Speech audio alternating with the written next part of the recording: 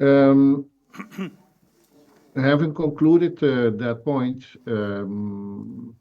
I would like to turn to the next item on the agenda and allow me to offer further details regarding the upcoming joint ILO-ICESIS Global Conference and the preparatory work related to ICESIS's contribution to the 113th International Labour Conference in June this year.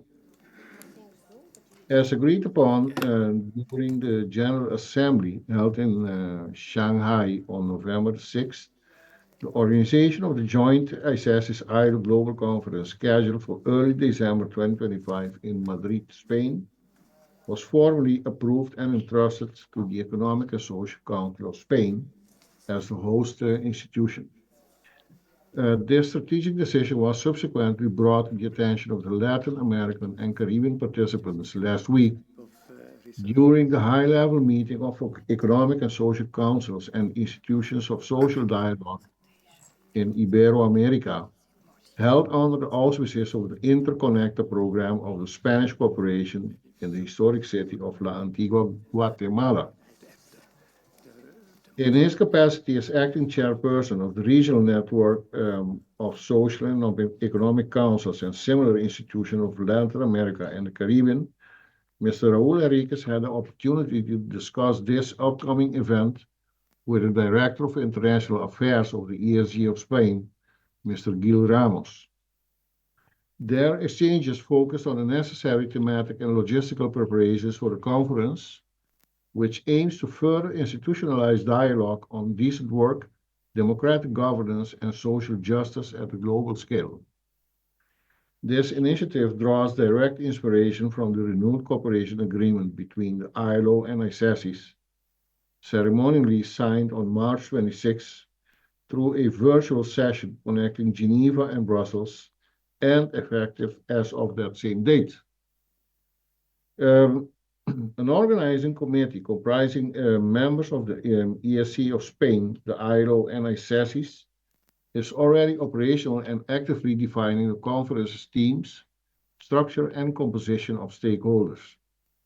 This preparatory work is conducted within the framework of the renewed agreement and in line with our joint commitment to strengthen democratic participation and sustainable development through multilateral cooperation. This new agreement replaces the 2018 arrangement and extends our strategic partnership through 2031. It reflects a mutual commitment to strengthening the role of social dialogue institutions and to advancing decent work, inclusive development, and social justice as pillars of peace and democratic governance. Several provisions of the agreement are particularly relevant for this agenda item. Article 1 confirms the shared objective to promote a decent work agenda. Article 3 commits both organizations to organizing joint activities. Article 4 establishes mechanisms for mutual participation in institutional meetings, including the possibility of ICESIS members taking part in ILO technical cooperation programs when appropriate. Article 6 designates the ILO LabGov department and the ICESIS General Secretariat as focal points for operationalizing this partnership, ensuring coordination and regular communication. The agreement is also aligned with the Global Coalition for Social Justice, a flagship initiative of the ILO emphasizing the reconstruction of social contract through inclusive, people-centered policies. In this light, the forthcoming joint global conference in Madrid will serve not only as a symbolic reaffirmation of this renewed collaboration, but also as a practical platform for exchanging best practices and enhancing the institutional capacity of economic and social councils and similar institutions around the globe. Allow me now to turn our attention to the preparation for the 113th session of the ILO conference scheduled to convene from June the 2nd to the 13th in 2025 in Geneva. In alignment with established practice, the ICESIS chair is anticipated to deliver a formal intervention during the plenary session of the conference. Pursuant to the resolution adopted at our General Assembly in November 2024 in Shanghai, the working group entrusted with drafting this contribution comprises representatives from Spain, UCESA, and Zimbabwe, under the rapporteurship of Mr. Daniel Becker, Vice Secretary General of ICESIS for the European region. The thematic agenda for the 2025 ILC holds significant pertinence for our member institution, encompassing decent work in the platform economy, a subject necessitating both normative clarity and operational guidance in response to the profound transformations engendered by digitalization and algorithmic labor markets. The International Labour Organization has been at the forefront of analyzing these developments, as evidenced by its comprehensive study, Realizing Decent Work in the Platform Economy, which marks a pivotal step towards establishing new international labour standards in this domain. Innovative transitions from the informal to the formal economy, focusing on inclusive strategies, resilience, and policy-driven mechanisms for formalization in diverse economic contexts. The ILO's World Employment and Social Outlook looks at trends. 2025 provides critical insights into the dynamics of informality and the efficacy of various transition strategies.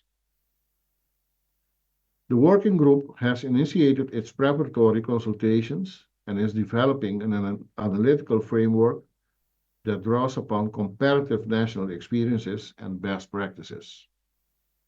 This framework will be informed by data from reputable sources such as the ILO's ILOstat database, the leading global repository of labor force survey data, and the World Bank's Informal Economy database, which offers extensive metrics on informal economic activity across 196 economies. The resulting contribution will offer evidence-based policy recommendations aligned with ICESIS's core mission to foster constructive dialogue among civil society, employers, and governments, and to advocate for labor standards rooted in social justice, economic inclusion, and participatory governance. These endeavors are also a tangible manifestation of Article 3 of the ICESIS statutes, reaffirming our collective commitment to promoting international dialogue, facilitating knowledge exchange, and fostering institutional learning across regional and continental divides. Furthermore, the recent Memorandum of Understanding signed on March 25, 2025 between ICESIS and the European Economic and Social Committee provides renewed institutional impetus for enhanced cooperation on global social economic challenges, including those addressed at the ILC. This agreement underscores our shared objective to deepen multilateral engagement and to advocate for inclusive, rights-based governance within international forums. At this juncture, I would like to invite Mr. Daniel Becker to provide his insights and further elaborate on the working group's progress. Mr. Becker brings a wealth of experience to this role, serving as the Secretary General of the Economic and Social Council of Luxembourg since February 2016. Mr. Becker, the floor is yours. Thank you, dear Chairman. I will be very brief, as it was not directly foreseen. I was not briefed to make a comment on this. I can say that I started my work. I will make a proposal to the working group in about a short time from here, and then we can work on it together. Thank you very much. Thank you, Mr. Becker. We look forward to your input. I would like now to yield the floor for comments, questions, or further input from board members.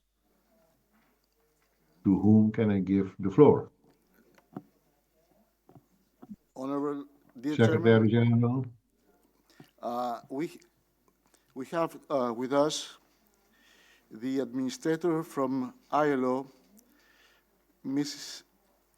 Yuka Okumura, who was on the basis for preparing both the MOU you have signed with ILO and also for preparing the next joint conference which will take place in Madrid, hosted by the Spanish Economic and Social Council. I propose to give her the floor as she came from Geneva to take part to this, to our gathering and to say a little bit how the preparations are going on regarding the joint conference and also about the great moment we had by signing the MOU with this important organization, which is the ILO. If you agree, you can. Yes. Hello, Mr. Chairperson Jacob of ICGs, Mr. Chairperson Nenezic of Economic and Social Council of Serbia. As always, it's really good to be among you, among ICG's members. And thank you so much for extending to us your invitation. On behalf of ILO, especially on behalf of my director, Vera Paquete Perdigao of the Department of for Governance and Tripartism, I really would like to sincerely thank for our strong cooperation as always. As Chairperson Jacob has already mentioned, we just renewed our cooperation agreement for 6 years to come, and we are very honored and thrilled by this. And well, I prepared a short presentation, but in the interest of time, I think it's not necessarily needed. But if you could just go to the next slide, please, and just to show a quote which was made by our, thank you, by our Assistant Director General, Manuela Tomei. So concerning the agreement, we have already had a lot, and I don't think we need to, I have nothing else to share with you at this stage. The document is in any case available. One thing I wanted to add is the fact that we are also very honored by the fact that the ICGs became a member of the Global Coalition for Social Justice. And I think it was last week, we had a big workshop or webinar on the thematic of promoting social dialogue, which was, and it was organized by this Secretariat of Global Coalition, and our good friend Apostolos was one of the key speakers there.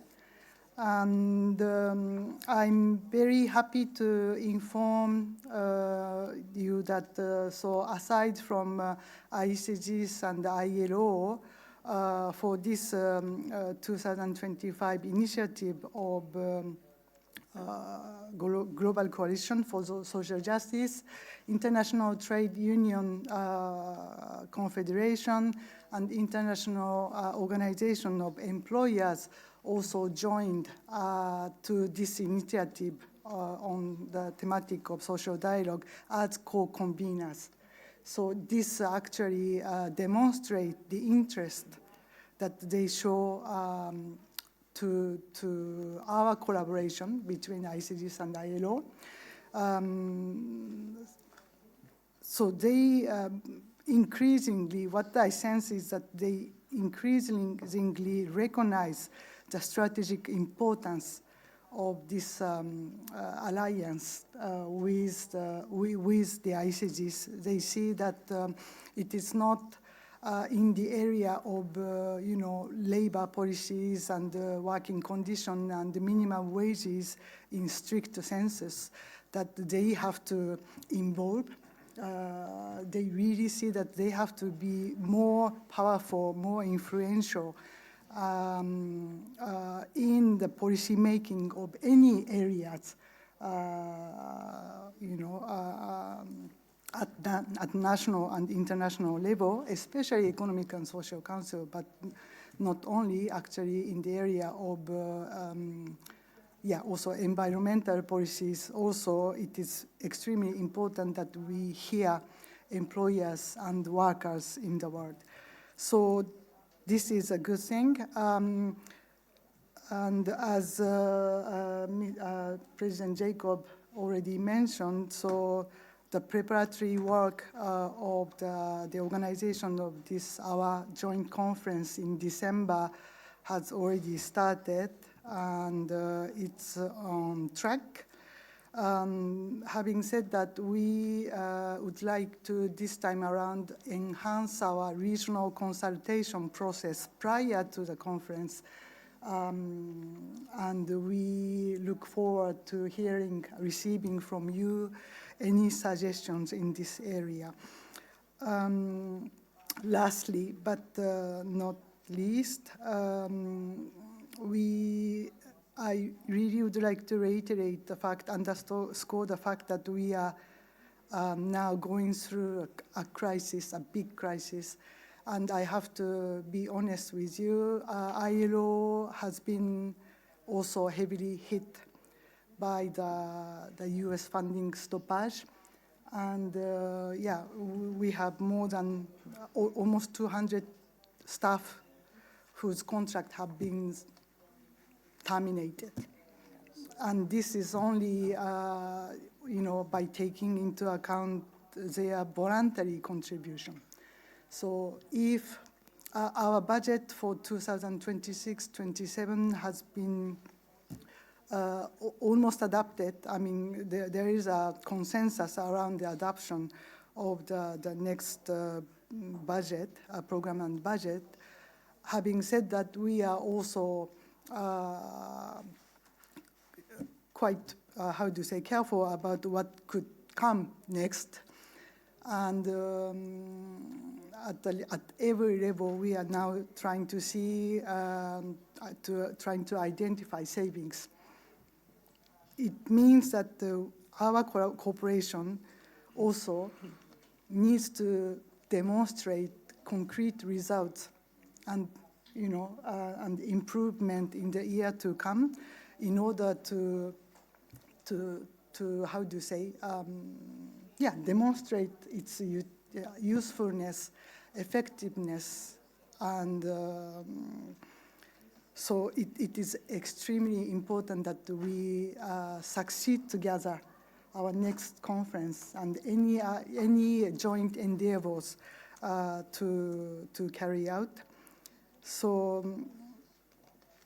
but this is all about social dialogue also, and we really needs to,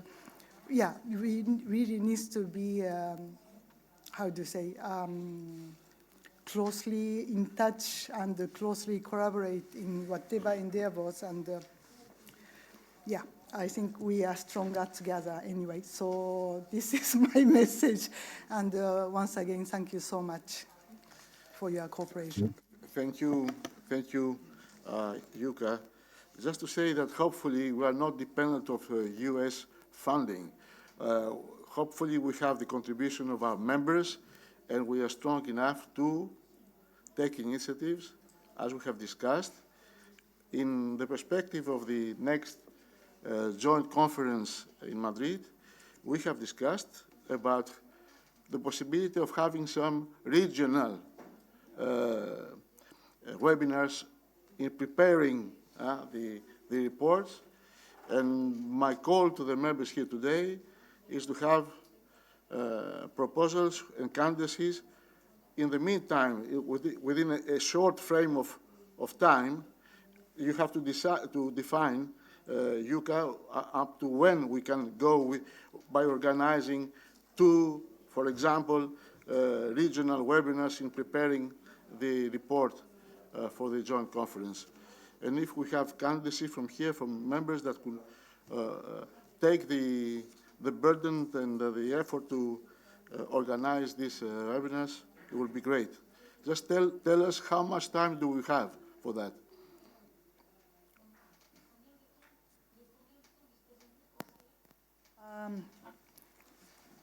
I would say that the regional consultation should take place between April and September at the latest. But if we can do it before summer, yes, of course, it's much easier. And I forgot to mention, but it should be only online, or maybe some kind of hybrid format, but we cannot host or online, finance it will be something easier. which is in person. Thank you. Any volunteers to host, for example, from Africa, and if possible from the other Latin America, I don't know, Caribs, or ma'am?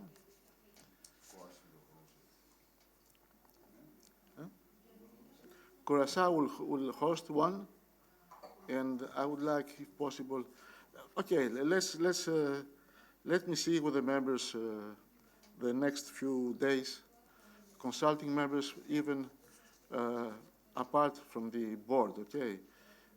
But I need for that, and I think we need for that a draft SIM with a concept note,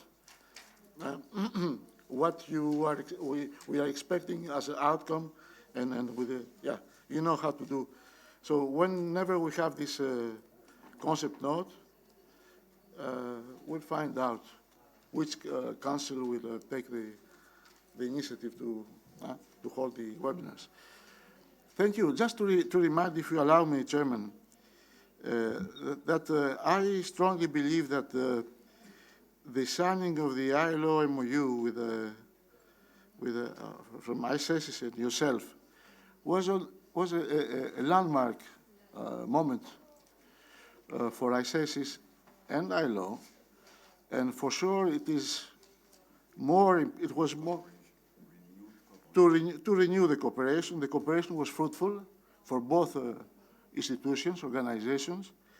I remind you, 2023, the previous joint conference, which gathered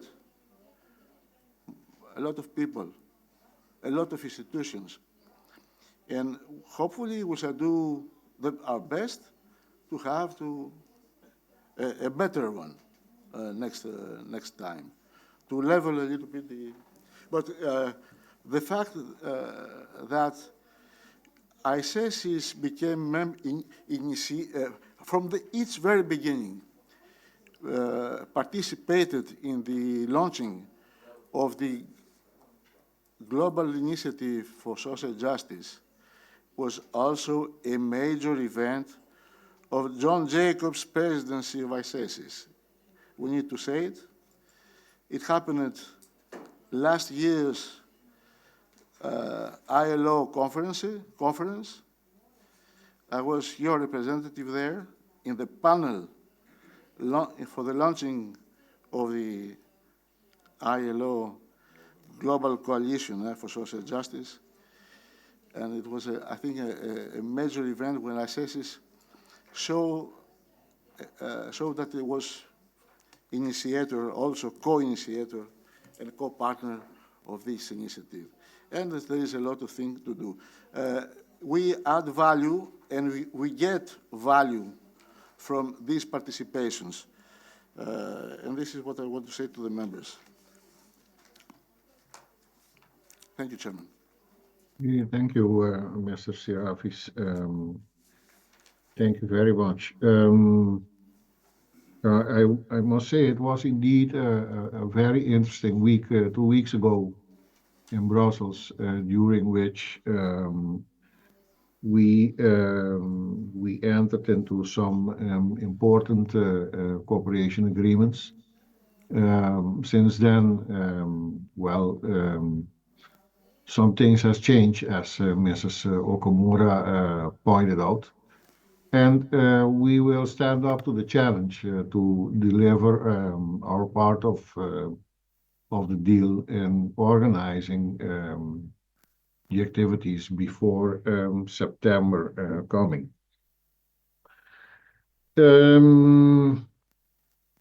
Is there anyone on the floor of the board who wishes to comment or has questions about this agenda point?